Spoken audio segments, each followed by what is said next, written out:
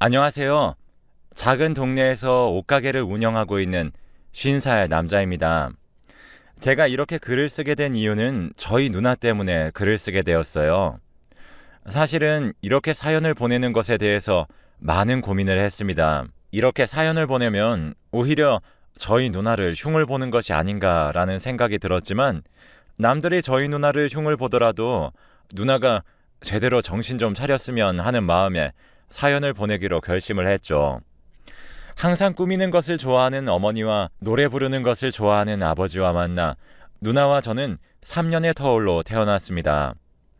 옛날부터 누나와 저는 하루가 멀다 하고 싸웠습니다. 하지만 지금 생각해보면 어릴 적에 유치한 장난이었다고 생각이 드네요. 그렇게 나이가 들어가고 10대의 학창시절에는 또 다른 저의 친구였습니다. 저의 고민을 잘 들어주기도 하고 기분 안 좋은 일이 있으면 먼저 다가와서 무슨 일 있어?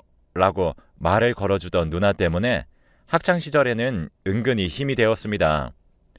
어머니는 생선 가게, 아버지는 공장에서 일을 하기 때문에 제가 밥을 걸을 때마다 누나는 항상 학원 가기 전에 혼자 있는 저를 생각하며 집에 들려 저희 밥을 챙겨주고 자신은 항상 학원에 지각을 했습니다. 꾸미기를 좋아하고 손재주가 좋은 어머니를 닮은 저희 누나는 그림 그리는 것을 좋아했습니다. 그렇게 누나는 미술 학원을 다니던 중에 아버지가 어머니 몰래 하신 주식으로 인해 집안 사정이 많이 어려워지게 되었습니다. 그로 인해 누나가 다니던 미술 학원을 그만두게 되었죠. 누나 괜찮아? 자신의 삶에서 유일한 낙이자 일탈이었던 미술 학원에서의 시간을 잃어버리자 누나는 그 뒤로 매우 우울하게 지냈습니다. 하지만 누나는 집에서 그림을 그리며 자신의 꿈을 더 키워나갔습니다.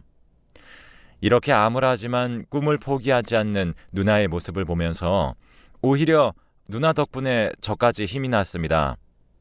그렇게 누나는 계속 집에서 그림을 그리던 중 갑자기 이런 말을 합니다.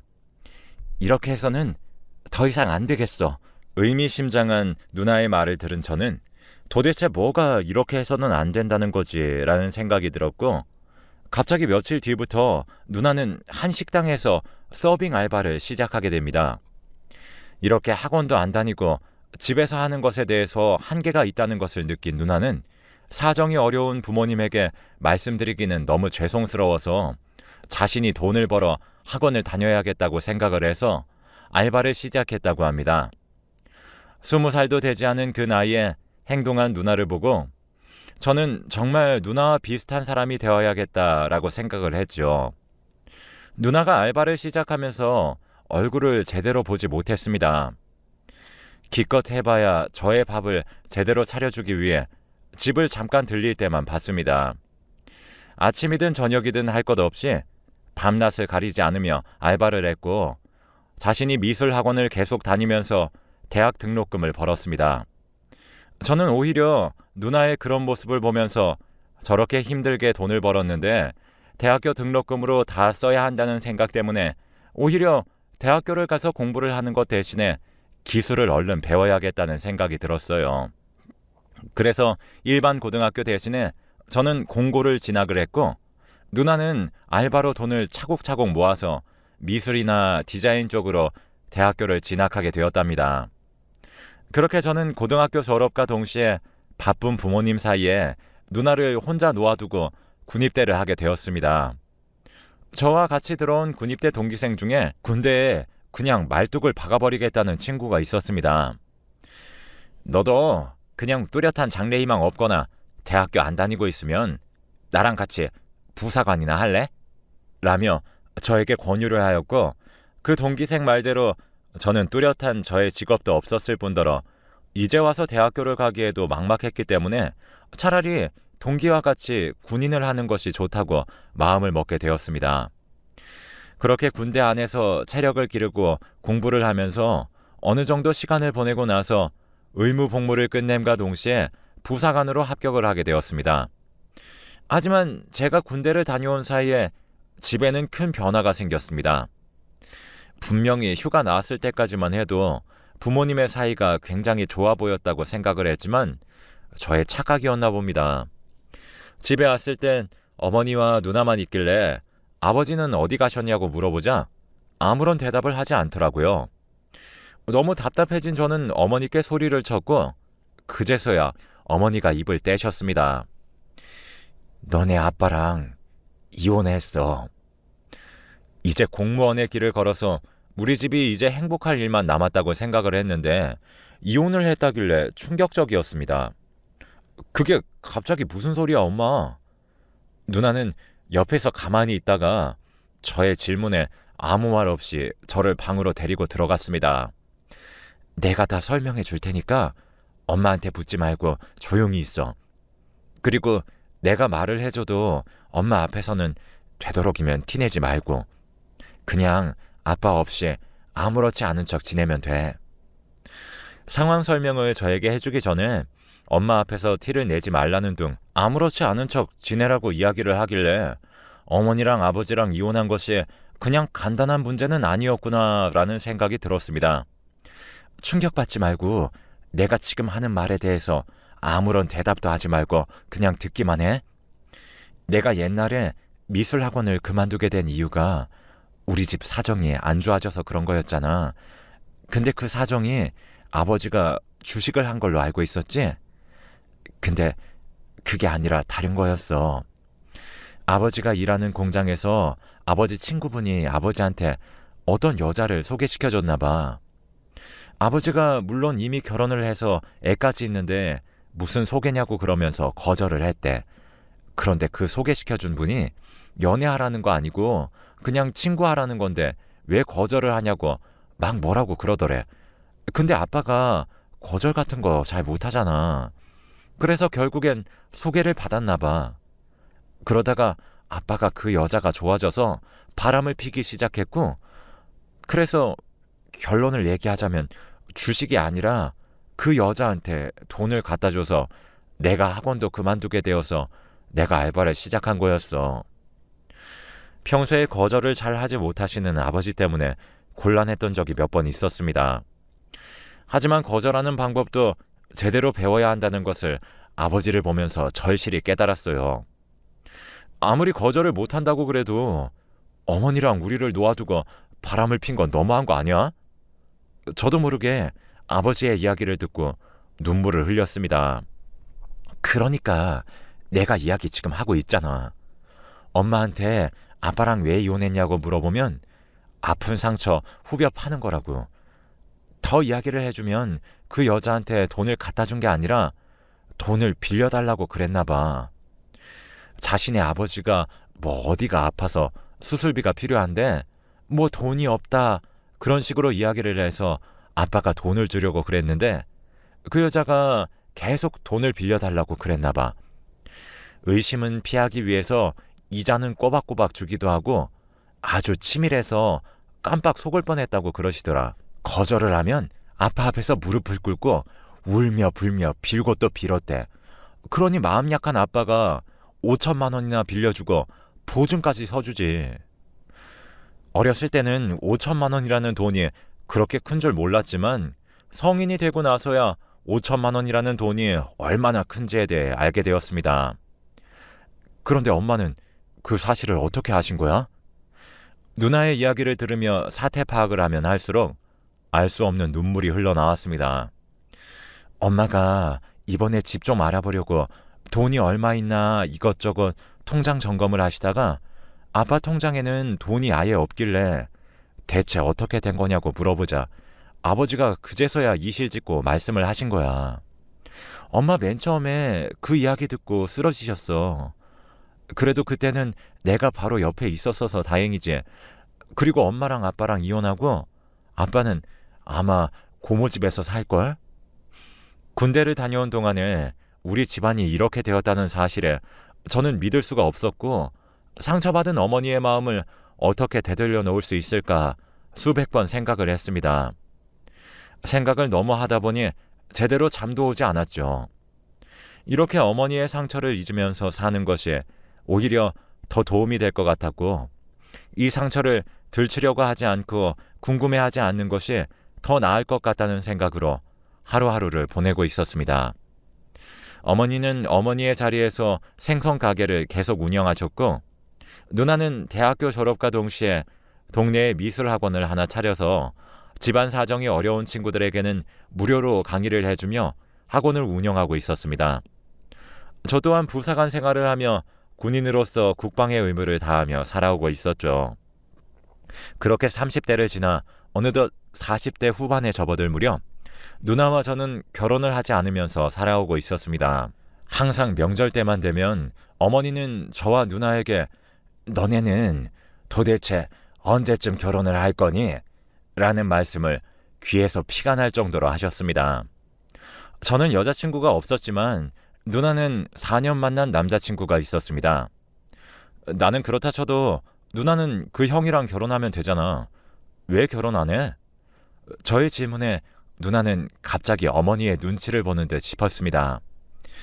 몇 분이 지나도 저의 질문에 대답을 하지 않던 누나에게 답답함을 느낀 저는 아니 왜 대답을 안 하고 엄마 눈치만 보고 있는 거야?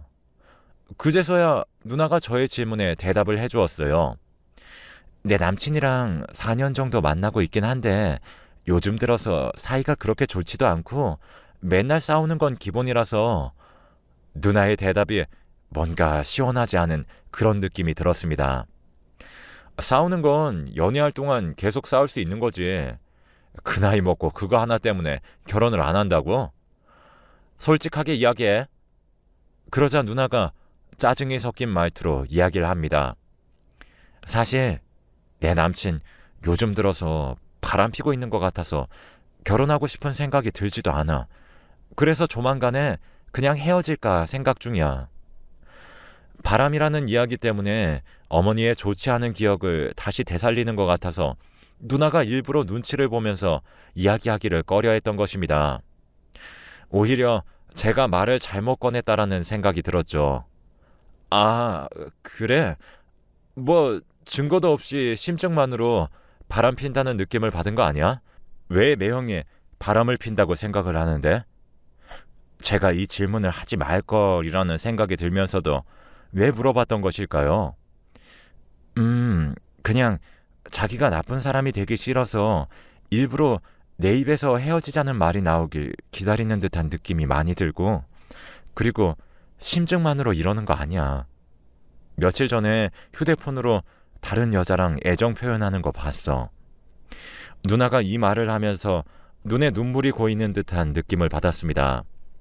그렇게 누나의 대답에 어머니가 한동안 아무런 말씀을 하시지 않더니 갑자기 버럭 화를 내셨습니다.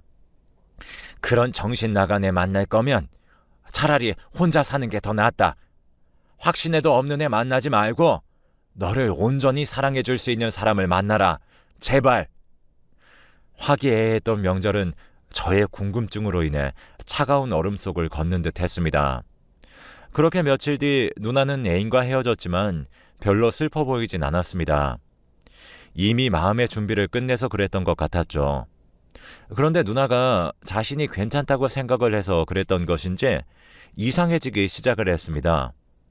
항상 버는 돈은 저축하고 모아서 어머니께 용돈으로 드리는 것을 좋아하던 누나가 어머니께 용돈을 드리는 것은커녕 저축도 하지 않고 쓸데없는 곳에 돈을 쓰기 시작을 했습니다.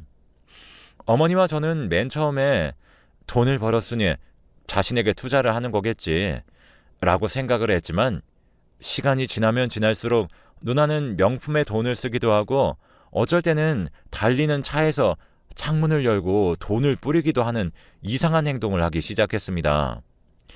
이대로 누나를 놓아뒀다가는 정신 상태가 이상해질 것 같다고 생각이 들어 어머니가 장사를 하러 나가셨을 때 누나와 저는 진지한 대화를 나눴습니다. 누나, 진짜로 요즘 왜 그래? 누나 남자친구랑 헤어진 뒤로 되게 이상한 행동하는 거 알아? 달리는 차 안에서 창문 열고 밖에다가 돈은 대체 왜 뿌리는 거야? 뒤에서 달려오는 차들이 내려서 돈을 다시 되돌려줘서 다행이지, 차 뒤에 아무도 없었으면 어쩔 뻔했어? 아니, 차 뒤에 나쁜 사람들만 있었으면 그 돈 날릴 뻔했잖아. 누나가 힘들게 번 돈이잖아. 무슨 일이든 다 좋으니까 솔직하게 다 털어놔. 옛날부터 누나와 저는 속상하거나 고민이 있으면 둘도 없는 친구처럼 솔직하고 진지하게 대화를 두세 시간 정도 하는 것은 기본이었는데 도대체 어떤 일 때문인지 저의 질문에 누나는 아무 일도 없는데? 라며 표정 하나 바뀌지 않고 이야기를 했습니다. 누나의 표정 하나 바뀌지 않고 말하는 모습과 딱딱한 말투에 이게 그냥 보통 평범한 일은 분명히 아니라는 생각이 들었어요. 그렇게 누나의 돈을 막 쓰는 행동은 계속되었습니다. 뭔가에 홀린 사람처럼 현금을 변기통에 넣어서 물을 내리는 행동도 서슴지 않았습니다. 물론 누나가 벌어서 누나가 쓰는 거지만 정말 상상하지도 못한 일에 돈을 쓰니 너무 답답할 노릇이었죠. 차라리 실생활에 필요한 곳에 돈을 쓰면 그것에 대해 감사하다는 생각이 들 정도였습니다. 어머니와 저는 도저히 누나의 이런 모습을 지켜보고만 있을 수는 없다는 생각이 들었고 정신병원에서 검사를 한번 받아봤습니다. 하지만 어머니와 제가 예상을 했던 대로 그렇게 정신건강에 큰 이상 소견은 보이지 않았어요. 누나가 말을 하지 않으니 누나의 아픔과 상처는 누나만 알고 있는 것이었죠. 그렇게 답답한 마음을 갖고 살아가던 중 누나가 어떤 때는 괜찮아 보이기도 했지만 또 어떤 때는 하나도 괜찮아진 것 같지 않았습니다. 그냥 현금을 걸어가고 있는 행인에게 주기도 하고 일부러 버스에서 돈을 흘리고 내리는 모습을 보기도 했어요. 그래서 저는 누나가 이상해지기 시작한 시점을 생각한 결과 남자친구와 헤어지고 나서부터였습니다. 50대의 나이에 그런 행동을 하는 누나가 전혀 이해가 가지 않았고 너무 답답했던 저는 누나의 전 남자친구를 찾아갔습니다. 누나의 동창이라는 이야기를 잠깐 들은 적이 있었기에 누나의 대학교 친구만 찾으면 간단히 전 남자친구를 알 수 있었습니다. 그렇게 연락을 한 저는 그분과 30분 정도의 통화를 했습니다. 혹시 저희 누나랑 왜 헤어졌는지 여쭤봐도 될까요? 그러자 그분은 저에게 이런 말을 했습니다. 사실대로 말씀을 드리면 제가 바람을 핀 건 맞아요. 그 이야기를 듣고 난 후에 궁금한 점이 몇 개 더 생겼습니다. 혹시 저희 누나와 연애하실 때 돈 문제라던가 헤어지고 나서의 돈 문제 같은 게 있었나요? 제가 예상한 대로 돈 문제가 있더라고요. 당신 누나가 돈을 안 쓰고 항상 저만 돈을 쓰게 하더라고요. 예를 들면 자기 지갑을 가져오지 않았으니 너가 대신 내달라. 내가 다음에 내겠다. 그래놓고 다음에 또 만나면 지갑을 또 안 가져오고 이런 식으로요. 그래서 헤어질 때 그 사람은 저한테 바람핀 것 같고 뭐라고 그랬지만 저는 그 사람한테 그렇게 돈 아끼다가 사람 못 만난다고 조금 독설을 했죠. 그렇게 누나의 전 남자친구에게 솔직한 대답을 듣게 되었어요. 그래서 저는 그렇게 긴 대화를 하고 누나에게 가서 다시 진지한 이야기를 하기 시작했습니다. 누나가 전 남자친구랑 헤어져서 충격이 큰 건 알겠어. 그런데 누나, 이렇게 돈을 막 쓰는 건 좀 아닌 것 같지 않아? 전 남친이 그렇게 돈 갖고 누나한테 뭐라고 그래도 누나는 일부러 그런 게 아니라는 거 내가 잘 알아. 그러자 누나가 떨리는 목소리로 저에게 질문을 합니다. 혹시 그 사람 만났니? 저는 누나에게 맞다고 이야기를 하고 이것저것 누나와 그분 사이에 있던 오해를 제가 대신 풀어주었습니다. 그제서야 누나도 답답했는지 눈물을 흘리며 내가 잠깐 미쳤던 것 같네. 내가 몇 년 만에 연애를 했기도 했지만 그 사람이랑 4년이라는 시간 동안 만나면서 의지를 많이 해서 충격이 많이 컸던 것 같아. 그래서 나한테 돈 없냐고 거지냐고 욕을 했는데 그것 때문에 돈이 너무 싫었던 것 같아. 이제 생각해보니까 엄마랑 너한테도 걱정을 하게 만들어서 미안해. 누나는 그렇게 저와 어머니의 답답했던 심정을 알게 되었고 누나는 그 뒤로 계속 미술 학원을 운영하면서 생계를 이어오고 있습니다. 누나는 그 뒤로 지금이라도 돈을 모아서 엄마한테 해주지 못한 효도를 해야겠다고 이야기했고 저도 열심히 살아가는 중입니다. 저의 일을 말씀드리면서 여러분들께 꼭 드리고 싶은 말이 있습니다. 돈이 없는 사람은 계속 없고 돈이 있는 사람은 계속 있는 그런 사회이지만 항상 노력은 배신하지 않습니다. 그리고 무엇보다도 대화만큼 좋은 해결 방법은 없습니다. 좋은 일이든 나쁜 일이든 항상 대화로 해결하는 사람이 되는 것이 중요하다고 생각을 합니다. 그래야지 주위에 좋은 사람들이 많이 생기니까요. 저의 긴 글을 시간 내서 읽어주셔서 감사합니다. 여러분들도 항상 좋은 일만 가득하시길 바랄게요. 앞으로 쭉 건강하시고 행복하게 사세요.